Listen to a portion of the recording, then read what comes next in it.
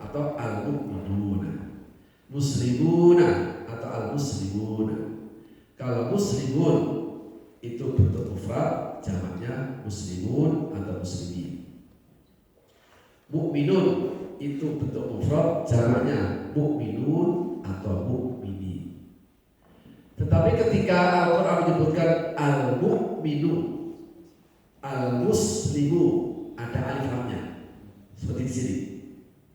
Maka yang dimaksudkan al-muslimu di sini ini adalah hakikatul muslim, muslim yang sebenarnya. Jadi alif ada fungsinya, Pak. Dia sudah khusus. Biasanya gitu. Kalau dalam bahasa Inggris itu al-muslim, makanya al ini menunjukkan hakikat. Sehingga kalau diterjemahkan al-muslimu, muslim yang hakiki, muslim yang sejati adalah orang salimal muslimun, yang mana muslim yang lain selamat, terjaga min lisanihi, dari lisannya, dari ucapannya, wayati, dan tangannya. Sekarang ini Masya Allah, lisannya gak ngomong, tangannya jarinya bisa ke seluruh dunia.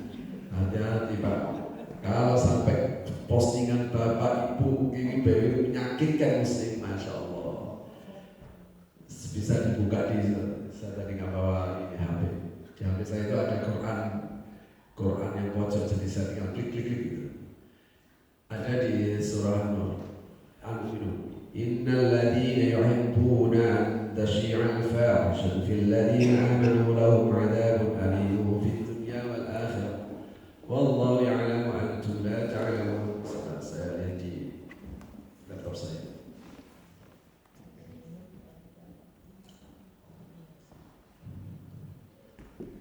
Jadi sekarang ini di Al-Quran kan gitu, al-yawma nakhtimu ala afwahihim wa tukallimuna aydihim wa tashhadu arjuluhum bima kanu. Mulutnya ditutup, dikunci, tangannya yang ngomong, kakinya yang bersaksi. Sekarang sudah nggak usah ke akhirat lagi, di dunia ini sudah kelihatannya diam, mulutnya tuh diam, nggak ngomong sama sekali.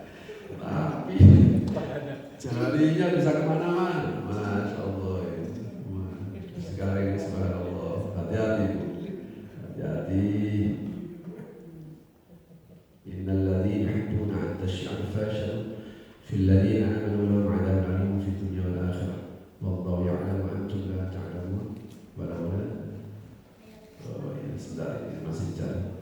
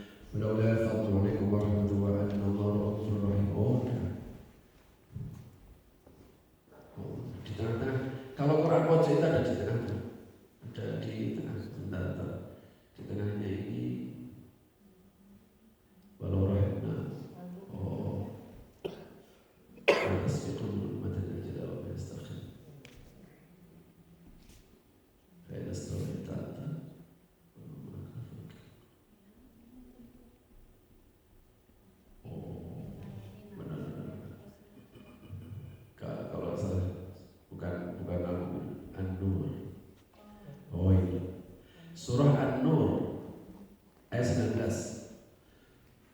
Innal ladzina yuhibbuna an tashi'a al-fahishatu fil ladzina amanu lahum 'adzabun alimun fid dunya wal akhirah wallahu ya'lamu wa antum la ta'lamun. Sesungguhnya orang-orang yang senang tersiarnya berita-berita buruk di kalangan umat muslim, di kalangan umat Islam, di kalangan orang beriman, lahum 'adzabun alimun fid dunya wal akhirah. Dia berhak mendapatkan siksa yang pedih baik di dunia maupun di akhirat. Karena itu menyebarkan berita-berita yang menyakitkan sesama muslim, itu di dalam hukum Islam itu dianggap pidana. Sebenarnya dianggap pidana. Makanya hati-hati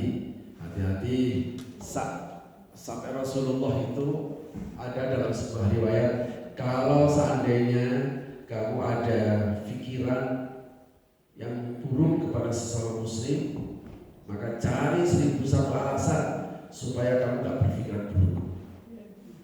Jadi ini akan menjadi tolong ukur, Pak. Bukan Rasulullah kemudian mengabaikan sholat, mengabaikan zakat, mengabaikan haji, tentu saja tidak. Karena biasanya orang itu kalau menyebut muslim yang baik ukurannya sholat, muslim yang baik ukurannya adalah puasa, muslim yang baik dia sering umroh misalnya. Maka Rasulullah memberikan perspektif. Kenapa? Karena ketika seseorang itu pasrah kepada Allah, ketika seseorang itu meyakini bahwa saya pasrah kepada Allah, saya hidup damai, damainya itu kemudian dia tularkan kepada yang lain. Ada hadis yang lain, Rasul pernah ditanya, ayo Islam yang khair, sikap Islam yang terbaik itu seperti apa ya Rasulullah?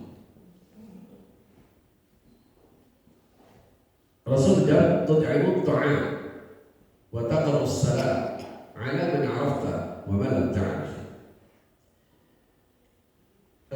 Mungkin jawaban Rasulullah ini barangkali tidak seperti kita bayangkan, karena memang seringkali orang mengukur kemusliman atau keislaman seseorang itu adalah memiliki nilai kebaikan hubungan dia kepada Allah.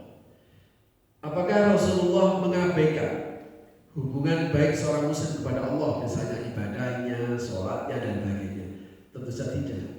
Karena masa saat itu, ketika Al-Quran itu sudah menggunakan al-muslim, maka hal-hal yang bersifat wajib itu dianggap selesai. Karena itu, yang seperti begini ini, itu Rasulullah tidak menonjolkan ini. Kenapa? Biasanya seorang muslim itu hal-hal yang seperti itu diperhatikan, sholatnya, puasanya, zakatnya.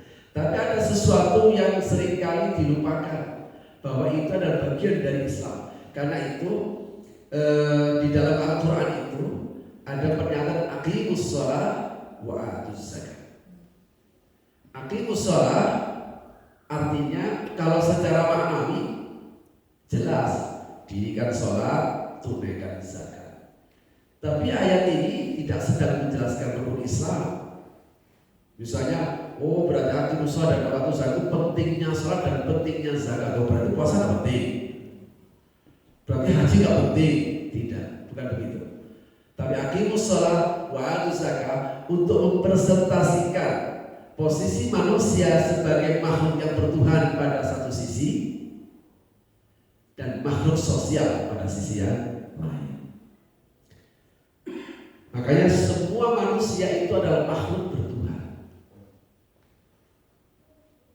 Yang kita sebut dengan ateis, anti Tuhan, itu sebenarnya bukan tidak percaya Tuhan, tapi dia merasa putus asa mencari Tuhan gak ketemu. Karena pinginnya itu baru bisa dilihat itu. Dia gak sadar ada banyak yang wujud yang tidak bisa dilihat. Angin wujud gak bisa dilihat, roh wujud gak bisa dilihat. Jadi kita ini sudah terlanjur membenarkan bahwa yang namanya wujud itu bisa diindra, panca indra. Panca indra itu penglihatan, pendengaran, penciuman, perasa, peraba. Kalau perasa pakai lidah ya, peraba pakai tangan, nah gitu ya, penciuman pakai ini. Padahal, coba, kalau bapak dan ibu ada dua tas di atas, ada dua tas di depan kita, persis sama, dua tas tadi itu. Kita menggunakan indera apa untuk mengatakan bahwa tas A berat, tas B ringan? Dan baca indera tadi. Tangan, raba maksudnya, diraba. Mata, oh itu berarti bapak kayak Superman. Oh saya ini berarti yang mana yang berat itu. Iya, terus dicium. Itu kan nggak bisa. Bapak ngangkat dulu. Nah, oh ini berat.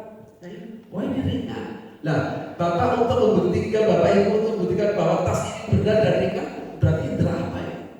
Indera ini apa? Otot. Nah, otot itu tidak ada inderanya. Baju. Kalau Bapak Ibu beli baju untuk bisa mengatakan ini mahal ini, Bapak menggunakan indera apa? Melihat atau dipegang. Oh ini halus, ini pasti mahal ya. Ada orang dengan melihat saja, wah ini mahal ini. Kenapa? Dia tahu merek. Jadi bukan, kalau begitu bukan matanya, tapi ilmu yang dia miliki. Dia sehingga mengatakan ini baju mahal Pak. Padahal dia nggak pegang, dia tidak cium. Meskipun dia melihat, tapi bukan matanya. Temannya sama-sama lihat, tidak tahu kalau itu adalah mahal. Tapi ketika melihat tasnya, tas ini mahal. Kok bisa tahu? Coach itu mahal. Saya kemarin masuk, coach mahal semua. Cuma pilihannya doang. Tas mahal, kaos mahal. Masa kaos itu? Kaos t-shirt biasa. Subhanallah, harganya 600.000. Ini terbuat dari mana apa ya? Kalau rata tebak itu apa? Nah, Rasulullah tadi ya. Jadi manusia itu pasti bertuhan. Kenapa? Karena manusia itu selalu butuh dengan kekuatan di atasnya. Maka enaknya kita itu punya Tuhan. Kalau kita itu merasa resah, ya Allah. Kalau kita bekerja, bertugas, terus kemudian nanti berhasil atau enggak ya, kita akan mohon kepada Allah, mudah-mudahan ini berhasil. Saya tidak tahu bagaimana cara orang yang nggak bertuhan tadi itu, nggak percaya Tuhan untuk mengatasi kalau dia kalah. Mestinya Bapak harus ngasih penjelasan ke saya karena Bapak hidup di negara yang banyak tidak punya Tuhan. Seperti di sini kan nggak punya Tuhan. Oh, terserah. Wadah. Saya ingin tahu bagaimana cara mengatasi mereka untuk rasa kalah. Orang kan punya rasa kan, takut itu. Misalnya bencana. Orang punya rencana itu pasti beda-beda antara berhasil atau gagal. Kalau orang punya Tuhan, kekalutannya tadi itu bisa diatasi dengan berdoa. Kalau punya Tuhan gimana? Nah, pada sisi yang lain, di samping manusia itu makhluk bertuhan, manusia itu juga makhluk sosial. Apa artinya? Manusia tidak bisa hidup tanpa hadirnya pihak lain. Kalau seandainya ada orang yang kaya raya, oh Pak, Bapak itu, waduh kaya raya, uangnya saja tak berseri. Saking banyaknya, dia nggak butuh orang. Nggak butuh orang gimana? Nggak mungkin nggak butuh orang. Pak, makanan yang paling sederhana sekalipun, nasi putih, sayur asam, tempe, kerupuk, sambal. Mewah di sini ya. Sayur asam, tempe, kerupuk, sambal.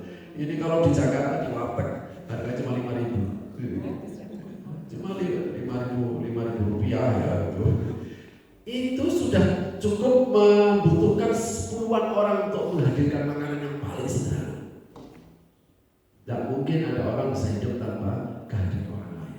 Karena itu Al-Quran mengajarkan wa'atuz zakah itu adalah perlambang bahwa manusia itu mengeluarkan zakat itu sebagai perlambang untuk membangun hubungan mereka kepada sesama. Karena zakat itu yang memanfaatkan adalah orang lain. Hadis meskipun sepertinya berbeda dengan ayat, ini kan berbeda. Ini kan sebenarnya dari sisi sosial kan ini. Meskipun hadis ini pernyataan Rasulullah berbeda dengan ayat waktu zakat tadi itu, tapi justru hadis ini memberikan nilai dari zakat tadi ini. Karena hakikat dari zakat itu bukan dia mengeluarkan. Lah kalau enggak, itu kan punya duit, kan punya duit. Berarti Bapak Ibu enggak pernah bisa zakat. Betul toh? Kalau zakat ini hanya dimaknai dalam makna yang letterak seperti fikih, maka orang muslim bisa saja tidak berzakat. Kalau begitu ayat ini tidak ada gunanya. Karena itu Bapak dan Ibu, Rasulullah memberikan penjelasan. Wa atuz zakah itu artinya memberikan kedamaian. Kenapa harus ikonnya zakat? Ikonnya zakat. Orang itu kalau perutnya kenyang, dia damai hidupnya. Oh, gitu. Makanya Al-Quran alladzi at'amahum min ju' wa amanahum min khauf. Allah lah yang mengenyangkan, memberikan makan kamu dari rasa lapar. Allah juga memberikan kedamaian. Artinya kedamaian itu baru akan tercipta kalau ada kemakmuran. Makanya wa atuz zakah. Kalau bapak ibu kok dermawan, bapak ibu akan damai dijaga oleh orang itu. Makanya Rasulullah ngajarin ini loh sikap Islam yang terbaik ini. Jadi bukan sekedar kamu mengeluarkan zakat. Orang mengeluarkan zakat boleh jadi tidak bisa melakukan karena dia tidak punya uang. Tapi meskipun dia tidak punya uang, tapi dia bisa memberi makan meskipun tidak. Kenapa? Karena memberi makan tidak mesti harus punya uang dengan jumlah tertentu. Ada seseorang yang Rasulullah, saya ingin bersedekah, tapi saya tidak punya apa-apa. Nah, kamu punya kamu apa? Ya, cuma kurma. Cuma ada 2 kurma. Bisa saja. Yang satu kasih ke orang, yang satu kamu makan. Wah, hebat orang. Bersedekah 50% dari aset. Kalau kita kan cuma 2,5%, ini 50% dari aset. Jadi memberi makan itu artinya memiliki kepedulian terhadap nasib orang lain. Memberikan kepedulian itu berarti memberikan kedamaian bagi orang itu. Ya, kedamaian itu bisa tercipta karena ngasih makan. Kalau ngasih makan, kalau memang, nah, yang kedua, batalus salam, mengucapkan salam, ala man arafta wa man lam ta'rif, kepada orang yang dia kenal maupun yang tidak dia kenal. Salam dalam hal ini bukan basa-basi, assalamualaikum, bukan basa-basi, tapi benar-benar menebarkan kedamaian bagi siapa saja tanpa pandang bulu. Ini adalah ajaran Islam. Makanya kalau kemudian ada seorang muslim yang berbeda dengan ini, pasti muslimnya itu bukan hakiki alias palsu. Makanya di dalam ta'aruf itu ada konsep ta'aruf namanya dalam Al-Quran. Ta'aruf itu saling mengenal.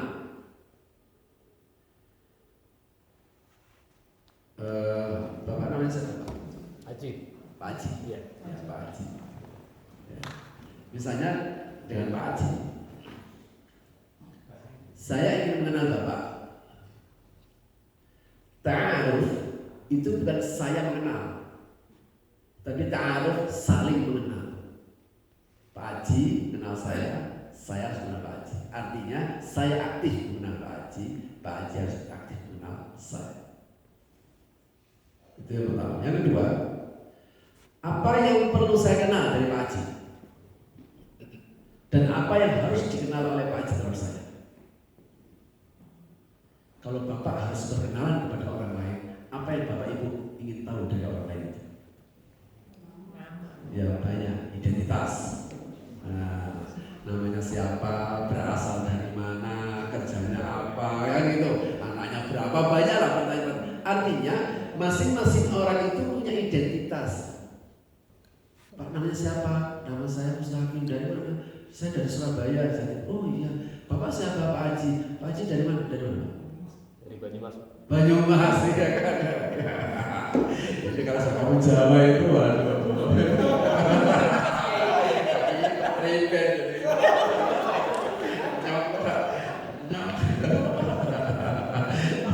Artinya ada identitas yang dimiliki oleh Pak Haji, ada identitas yang dimiliki oleh saya. Jadi gini. Ta'aruf itu baru akan terjadi kalau saya secara legowo. Legowo bahasa Indonesianya apa? Legawa. Gimana legowo? Apa ya legowo itu? Bukan. Dia benar-benar gak punya kepentingan. Saya mendekati Pak Haji dan ingin mengenal siapa Pak Haji itu, saya gak punya interest pribadi. Ini legowo. Saya harus mengenal Pak Haji tanpa harus ingin Pak Haji supaya masuk ke saya. Begitu Pak Haji mengenal saya. Sehingga ketika saya mengenal Pak Haji, untuk apa saya mengenal saya? Supaya saya bisa menghormati dia. Kenapa Pak Haji mengenal saya? Supaya dia bisa menghormati saya. Oh, biasanya Jawa Timur itu begini. Jadi pernah begini Pak, ini pernah kejadian menimpa diri saya. Saya dulu pernah jadi ikut peserta MTQ nasional. Sudah sangat lama, tahun 89. Itu MTQ cabang Fasir untuk dari di Palangkaraya juara 1, kemudian dibawa ke MTQ internasional di Saudi. Nah, saat itu satu tim ini, saya dari Jawa Timur ada 4, yang 3 dari Jawa Tengah. Orang Jawa Timur itu cara perkenalan belak-belakan. Nggak peduli lah, bojol-bojol kan udah biasa. Orang Jawa Timur itu begitu mau tua mau muda ya begitu itu bojol-bojol. Nah, salahnya saya bojol gini ya. Yang teman-teman saya dari Jawa Tengah itu semua senior saya. Ternyata ada satu teman saya ini yang tersinggung. Cuma saya tidak tahu, padahal saya tidak bermaksud menyinggung. Akhirnya apa? Salah satu temannya nemui saya. Omongan kamu itu, sikap kamu itu dia tersinggung. Lah saya sebagai Jawa Timur bingung tuh, yang mana? Ya itu kamu itu kan, waduh iya ya, beda budaya, beda tradisi kan itu. Akhirnya saya minta maaf. Waduh Kang, saya mohon maaf. Kalau bahasa di Jawa Tengah Kang, kalau dari Jawa Timur Cak, di Jogja Mas, jadi gitu ya. Kang saya mohon maaf ini, saya tak tahu kalau itu. Nah, disinilah pentingnya ta'aruf itu. Kita saling mengenal, dia dari mana, apa ininya, latar belakang apa dan sebagainya. Bukan untuk saling mengunggulkan, tapi saling menghormati. Kita arif untuk saling menghormati sehingga tidak menonjol satu dengan yang lain. Nah, inilah yang namanya kata Rasulullah wataqus salam. Kalau memang sudah jadi, bukan saja kepada orang yang satu madhab kita berikan assalam, bukan saja yang satu keturunan kita berikan assalam, bukan saja hanya satu dari latar belakang budaya misalnya kita berikan assalam, tidak. Man arafta wa man lam ta'rif. Satu budaya dengan kalian atau tidak, satu madhab dengan kalian atau tidak, satu pemikiran dengan kalian atau tidak, bahkan satu agama dengan kalian atau tidak. Sina Islam. Luar biasa sebenarnya kalau konsep ini kemudian dibawa kepada sebuah kehidupan sosial, semua selesai. Cuma yaitu Bapak dan Ibu, agama Islam sama agama Kristen itu sama-sama agama misi. Maka orangnya disebut misionaris. Kalau Islam disebut da'i bahasa Arab, misionaris bahasa Inggris. Jadi gitu saja, sudah sama. Da'i itu bahasanya misionaris. Sama-sama ingin ngajar. Karena sama-sama agama misi, maka seringkali benturan di ranah sosial. Tarik menarik. Nah, sialnya masing-masing agama misi ini ada kelompok-kelompok ekstrim. Sebenarnya tidak banyak kelompok ekstrim ini, tapi kelompok ekstrim ini akibat milas titik rusak susu sebenarnya. Yang menteror, misalnya kalau ini dari Islam misalnya, dia menteror itu tidak bisa mempresentasikan umat muslim secara keseluruhan, sehingga dalam semua muslim ada teroris, tidak bisa begitu. Itu kelompok ekstrim. Sama dengan kemarin Muzela. Itu kelompok ekstrimnya, jadi gitu. Nah kalau ini kemudian masing-masing agama kemudian tidak sayangnya ada dialog antar agama yang sering dilakukan di Doha. Cuma saya yang datang itu kelompok-kelompok yang moderat, ekstrimnya tetap tak mau datang. Di situ masalah, di sini masalah. Kalau Yahudi beda lah. Yahudi itu nggak butuh pengikut. Saya nggak penting pengikut, yang penting saya rumah saya. Itu ya begitu. Dia nggak penting, nggak perlu saya nggak perlu pengikut banyak-banyak. Yang penting elit, kelompok elit tak bisa menguasai.